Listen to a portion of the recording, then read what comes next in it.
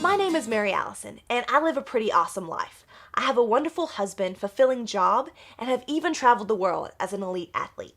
Let me share a few tricks of my trade with you so you can hop, pop, and jump your way wherever you please.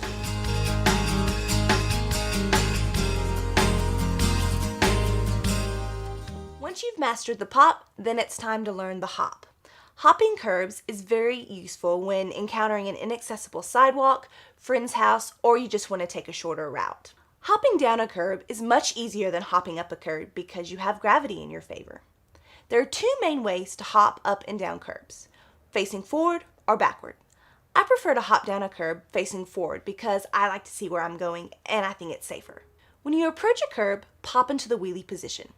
Find your balance point and then hop down the curb while applying even pressure to your wheels. It's important to land on your back wheels and then ease your front casters down to the ground.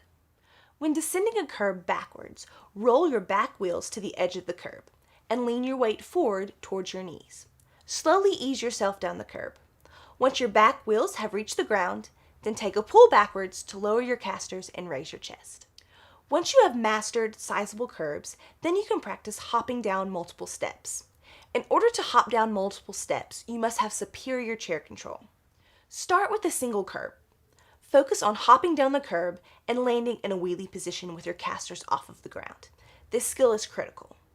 When you are ready to try multiple steps, find a small set of deep steps to practice on. Slowly pop down one step, pulling back into the step to regain your balance point. Then pop down and down until you reach the bottom. If you must descend a larger or more shallow set of stairs and a handrail is available, you might choose to go down the steps backwards while using the handrail. Back up to the top of the steps. Place one hand on the handrail and your other hand on your hand rim. Lean all of your weight forward towards your knees and slowly descend one step. Remember, after you descend one step, you might need to regain your balance and adjust your chair. Slowly continue to descend the stairs step by step until you reach the bottom. Make sure that you always remain leaning forward in your chair. Once you've reached the bottom, you can slowly pull back, lower your casters, and sit back up in your chair.